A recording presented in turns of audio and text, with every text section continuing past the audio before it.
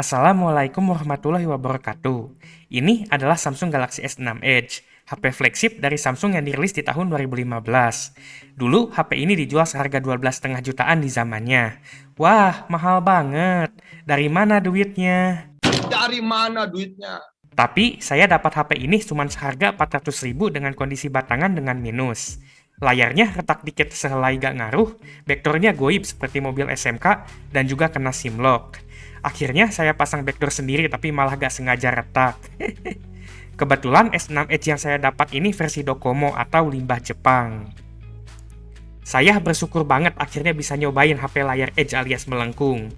Sebelumnya, saya cuma bisa liatin punya temen atau lihat reviewnya aja. Tapi sekarang saya bisa memilikinya walaupun telat 8 tahun. HP ini adalah HP kedua Samsung yang menggunakan layar Edge dan HP Samsung pertama yang menggunakan layar Edge di kedua sisinya. Karena Samsung Galaxy Note Edge itu Edge-nya cuma sebelah aja. HP ini adalah HP Samsung yang mulai menghilangkan kebiasaan Samsung zaman dulu seperti build quality plastik dan juga cover belakang yang bisa dibuka. HP ini juga menghilangkan fitur SD card dan memiliki desain yang sedikit familiar. Maksud familiar itu plagiat merek sebelah. HP ku iPhone. Di Samsung seri S6 ini, Samsung mulai serius mencoba plagiat iPhone. Sayangnya, yang diplagiatinnya itu malah yang buruknya, seperti menghilangkan SD card. Walaupun HP ini jadul, tapi menurut saya HP ini masih kelihatan keren karena layar Edge dan juga build quality-nya. Saat saya pakai HP ini, ada rasa bangga tersendiri gak tahu kenapa. Sayangnya, layar HP ini masih 16:9 yang bikin agak-agak kelihatan jadul. Dulu, HP ini bersaing dengan iPhone 6 dan 6s, dan juga flagship Android di zamannya seperti Sony Xperia Z5 dan LG G4 Botlop. Dibanding flagship Android lain di zamannya, Samsung S6 Edge ini memiliki kelebihan menggunakan penyimpanan jenis baru dan tidak menggunakan SoC gagal yang sangat panas. Langsung saja kita bahas spek lengkapnya.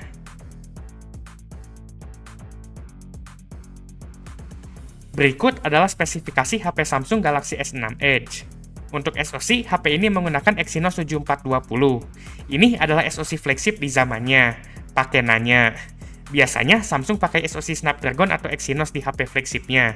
Tapi karena Snapdragon 810 di zamannya mendapatkan isu panas seperti setrika, alhasil untuk seri S6 ini Samsung cuma pakai Exynos saja. Untuk spek SoC-nya, SoC ini menggunakan CPU 4 buah Cortex A57 dan 4 buah Cortex A53.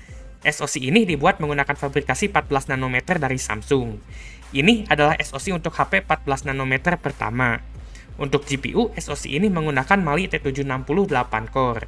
SoC ini cukup sering panas tapi gak separah Snapdragon 810.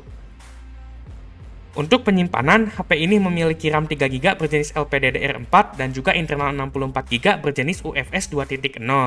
Ini adalah HP pertama dengan penyimpanan berjenis UFS. Di zamannya, HP lain bahkan flagship sekalipun masih banyak yang pakai eMMC. HP ini memiliki versi internal 64GB dan 128GB, tapi unit punya saya ini versi 64GB. Untuk layar, HP ini menggunakan layar berukuran 5.1 inch beresolusi 2K 1440p dengan teknologi OLED. Yang unik dari HP ini adalah layarnya yang melengkung pinggirannya. Layar melengkung ini membuat HP ini enak dilihat, tapi secara fungsi layar Edge ini bikin saya kesal karena saat pakai HP ini saya sering gak sengaja kesentuh pinggirnya, terutama saat dipakai satu tangan. Saya tanya ke user Samsung Edge series selanjutnya dan masalah ini kayaknya cuma ada di S6 Edge. Untuk kamera, HP ini memiliki kamera belakang 16MP dengan OIS, dan juga kemampuan merekam hingga 4K atau 2160p. HP ini tuh jauh lebih canggih dari Poco X5 yang mentok 1080p. Sedangkan untuk kamera depan, HP ini memiliki kamera depan 5MP. Untuk baterai, HP ini memiliki baterai sebesar 2600 mAh. Kapasitasnya sama seperti J2 Prime HP tolol, dan HP ini sangat boros baterainya. Kalian bakal jadi sahabat powerbank dan charger seperti user iPhone jadul kalau kalian pakai HP ini. Kalian bisa lihat review Samsung Galaxy J2 Prime yang disebut HP tolol di channel saya. Untuk OS, HP ini awalnya dirilis menggunakan Android 5 Lollipop, tapi HP ini mendapatkan update hingga Android 7 Nougat. Untuk UI-nya sendiri, ini pakai UI Samsung Experience alias sesudah TouchWiz dan sebelum One UI. UI ini terasa cukup smooth dan enak menurut saya dan gak terlalu kerasa berat kayak TouchWiz jadul. Sayangnya, HP ini cukup banyak bloatware-nya. Aslinya ini banyak tapi udah saya hapus sebagian, terutama yang bawaan Docomo. Untuk fitur lainnya, HP ini memiliki NFC, sensor detak jantung, fingerprint di depan, dan juga sensor lainnya yang cukup lengkap. Wajar sih soalnya ini HP flagship. Di bagian atas terdapat SIM tray, IR blaster untuk cosplay menjadi HP Xiaomi, maksudnya jadi remote TV dan AC, dan juga mic sekunder. Di bagian kiri terdapat tombol volume. Di bagian kanan terdapat tombol power. Di bagian bawah HP ini memiliki lubang handset yang tidak ada di Galaxy Note 10 ke atas, speaker, dan lubang micro USB 2.0 yang mendukung fast charging 15 watt dan juga MHL. Di bagian belakang HP ini memiliki kamera, flash, sensor detak jantung, dan juga logo Samsung. Untuk build quality, HP ini cukup terasa solid dengan build quality metal dan juga belakangnya kaca. Tapi HP ini agak kurang enak dipegang satu tangan dan sering kesentuh gak sengaja dikarenakan layar edge-nya. Bentuknya juga agak aneh dan kurang ergonomis menurut saya.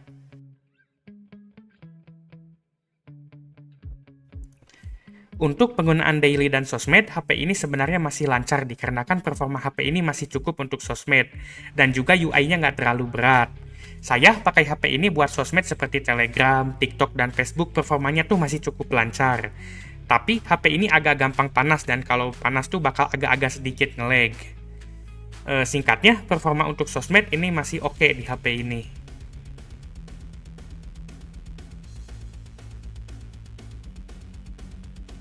Untuk tes performa gaming HP ini, berikut adalah hasilnya. Untuk Stumble Guys, HP ini masih cukup lancar sebenarnya. Tapi pas awal-awal, terutama pas orangnya banyak, kadang nge-lag patah-patah.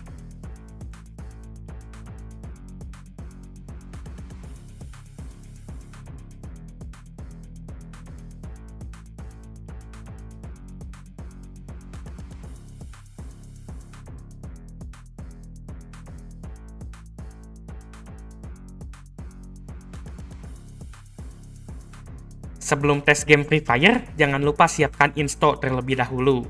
Saya tidak tanggung jawab kalau mata kalian sakit. Untuk Free Fire, HP ini dapat memainkan FF dengan sangat lancar. Game ini tidak menyiksa HP tapi menyiksa mata pemainnya karena grafiknya burik. Layar 2K OLED di HP ini tidak membuat FF menjadi bagus, grafiknya tetap saja burik. Mata saya sakit nih gara-gara main FF, saya butuh install.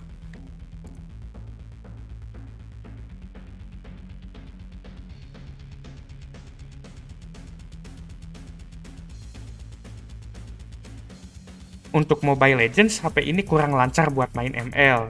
Sering banget tiba-tiba stuttering dan patah-patah terutama saat keluarin banyak skill.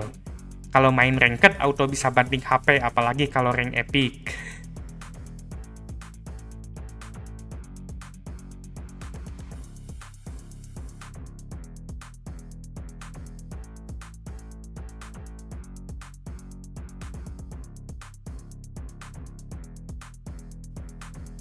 Untuk Babaji Mobile, di setting smooth medium ini masih cukup lancar.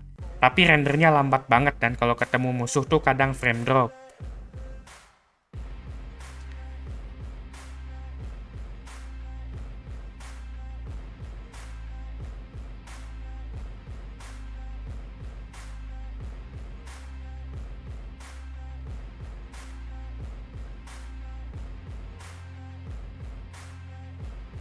Untuk game 4.0 atau Genshin Impact, HP ini nge-lag brutal dan patah-patah banget gak bisa dimainin. Main Genshin di HP ini itu berasa seperti lihat presentasi PowerPoint. Saat dipakai main Genshin, HP ini itu panas banget seperti fandomnya saat game sampahnya dihina. SoC dan RAM HP ini tuh masih kurang buat main game 4.0.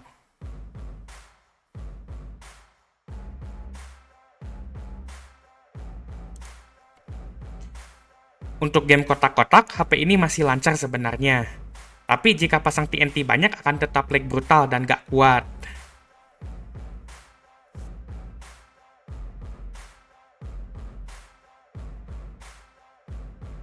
Ada yang request ke saya untuk tes game Wibu ini. Jadi saya akan coba Bang Dream. Game ini selain tes performa juga dipakai untuk tes responsivitas layar. Untuk performa, game ini cukup lancar, tapi karena faktor skill issue, saya noob banget mainnya dan miss terus, sering gak kepencet. Untuk Antutu, HP ini mendapatkan skor sekitar 120.000. Dari skornya cukup kecil, masih di bawah Snapdragon 820 dan Snapdragon 650. Tapi skor ini lebih baik jika dibandingkan dengan Snapdragon 810. Untuk 3D Mark, HP ini mendapatkan skor 1000. GPU di HP ini cukup kuat. GPU yang saya maksud itu Graphic Processing Unit, bukan grup badut yang ada di Facebook. Untuk tes throttling, saya agak aneh. HP ini throttlingnya nggak separah Snapdragon 820, tapi Antutunya kalah. HP ini turun dikit performanya jadi warna kuning, tapi nggak sampai merah-merah. Dan terakhir, seperti biasa, yaitu tes buka aplikasi Shopee. HP ini bisa menjalankan benchmark Shopee dengan cukup lancar.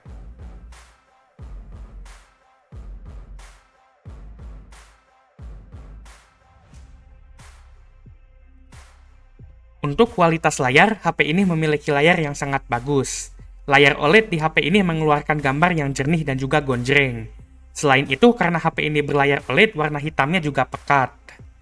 Layar OLED di HP ini merupakan layar OLED kelas atas atau flagship. Layar Edge di HP ini juga memberikan efek melengkung ke konten yang dilihat. Ini kadang ganggu tapi kadang juga bikin enak dilihat. HP ini mendukung DRM Widefine L1, yang artinya kalian bisa nonton Netflix resolusi HD.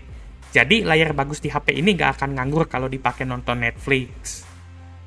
Untuk kualitas audio, HP ini memiliki kualitas suara yang biasa aja seperti colok HP pada umumnya. HP ini pakai DAC MAX 98505 dari Maxim Integrated.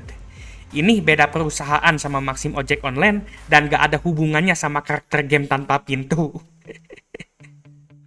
Untuk suaranya sebenarnya oke dan gak jelek, tapi gak sebagus HP LG yang pakai Quad DAC. Kalian bisa lihat review HP LG G6 yang pakai Quad DAC di channel saya. Untuk tes hasil kamera, berikut adalah hasilnya.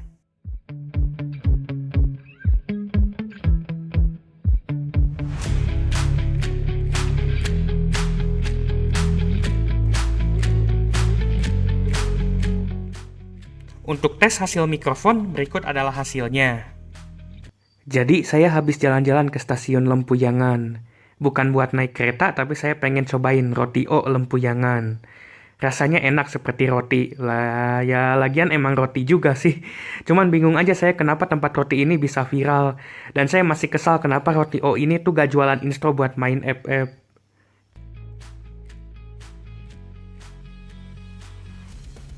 Apakah Samsung Galaxy S6 Edge ini worth it di tahun 2023? Untuk penggunaan sehari-hari, menurut saya agak kurang worth, dikarenakan HP ini memiliki baterai yang sangat boros dan juga cukup sering panas.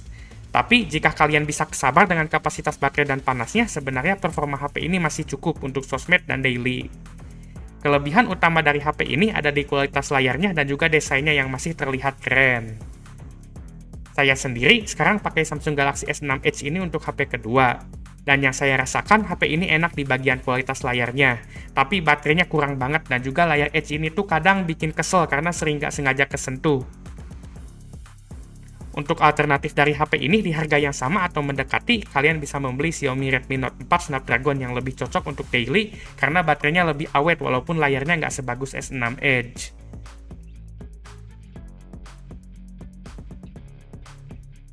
Samsung Galaxy S6 Edge ini adalah HP flagship dari Samsung yang dirilis di tahun 2015. HP ini memiliki resepsi yang cukup baik walaupun sayangnya harus mengorbankan slot SD card dan juga sertifikasi anti-air yang sebelumnya ada di Galaxy S seri sebelumnya. HP ini merupakan HP flagship yang selangkah lebih maju di zamannya, karena sudah menggunakan storage UFS dan juga prosesor 14nm di zaman yang lain masih pakai eMMC dan prosesor 20 nanometer. HP ini juga berada di zaman di mana Exynos lebih unggul dari Snapdragon, karena di waktu ini Snapdragon itu lagi jelek-jeleknya. Snapdragon 810 memiliki suhu yang sangat panas luar binasa sampai Samsung nggak mau pakai Snapdragon di S6 mereka. Buat kalian yang nyefong Snapdragon, bilang MediaTek dan Exynos jelek, jangan melupakan sejarah bahwa Snapdragon itu pernah lagi di bawahnya, yaitu zaman Snapdragon 810. Bagi rata-rata konsumen biasa, yang mereka lihat saat melihat HP ini adalah layar Edge-nya. S6 Edge ini adalah HP yang mempopulerkan layar Edge atau lengkung yang masih dipakai sebagian HP zaman sekarang. Di tahun 2023, HP ini masih bisa dipakai, cuman kurang di bagian baterai dan juga kadang sering panas. Tapi sepanas-panasnya Exynos 7420, ini nggak ada apa-apanya sama Snapdragon 810. Untuk kualitas kamera, layar, dan desain HP, ini menurut saya masih oke banget di tahun 2023. Itu saja sekian dari video ini, maaf jika ada kesalahan, semoga video ini bermanfaat. Bye!